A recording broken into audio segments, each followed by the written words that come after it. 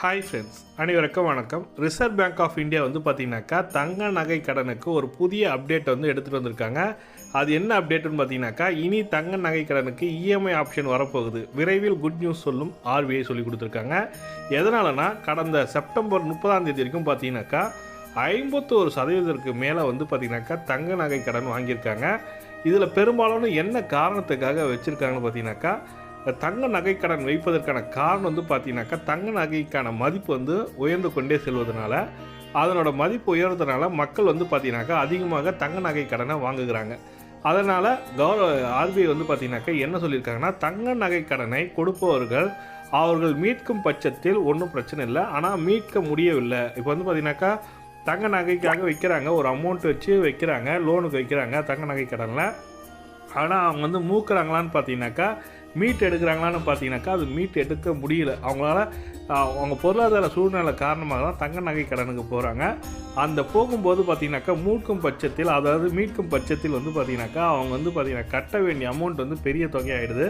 அதுக்கு இன்ட்ரெஸ்ட் எல்லாம் போட்டு வரதுனால கட்ட முடியல. அதனால் ஏலம் விடுறாங்க. ஏலத்தில் வந்து சரியான ப்ராப்பராக ஏலம் விடுறாங்களான்றதே தெரியல. அவங்களுக்குள்ளே அந்தந்த பேங்க்கே வந்து பார்த்தீங்கன்னாக்கா தெரிஞ்சவங்களுக்கு பர்சனலாகவே யூஸ் பண்ணிக்கிறாங்கன்ற மாதிரி ஆர்பிஐ வந்து ஒரு குற்றச்சாட்டு வந்திருக்கு. எக்கனாமி ஆஃப் இந்தியா வந்து பார்த்தீங்கன்னாக்கா இந்த குற்றச்சாட்டை கொடுத்துருக்காங்க ஆர்பிஐ கிட்ட.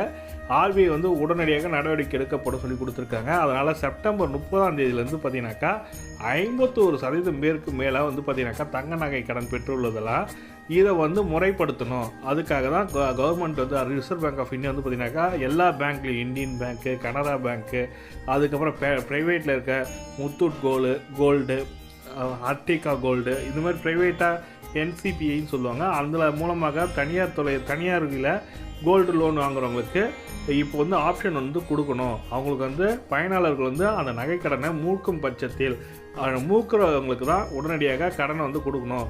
அவங்களோட தகுதி என்னென்னு பார்த்து, இப்போ நம்மளுக்கு பர்சனல் லோனுக்கு, ஹோம் லோன்லாம் வந்து பார்த்தீங்கன்னாக்கா அவங்களோட தகுதி எல்லாத்தையும் பார்த்து தான் கொடுக்குறீங்க. அதே போல் கோல்டு லோனுக்கும் அவங்களோட தகுதி இவங்க வந்து கட்டினா மீட்கப்படுமா, அந்த தங்க நகை கடன் மீட்கப்படுமான்றதை எதிர்பார்த்து தான் நீங்கள் தங்க நகை கொடுக்கணும்னு இருக்காங்க.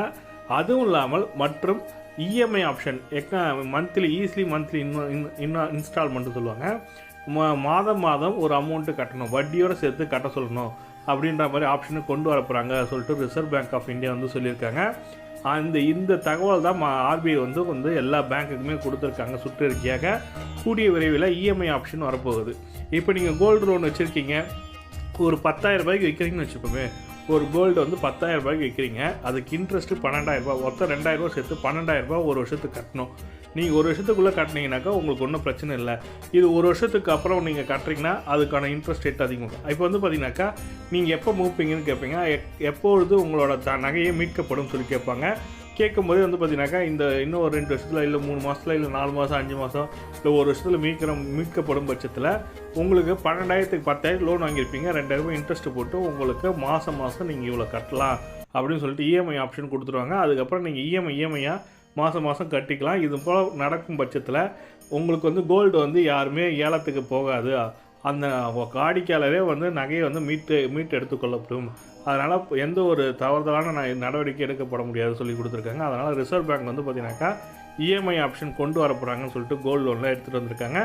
இந்த தகவல் தான் உங்களுக்கு ஷேர் பண்ண நினச்சேன். வீடியோ பிடிச்சிருந்தால் லைக் பண்ணுங்கள், கூட சப்ஸ்கிரைப் பண்ணுங்கள். தேங்க்யூ.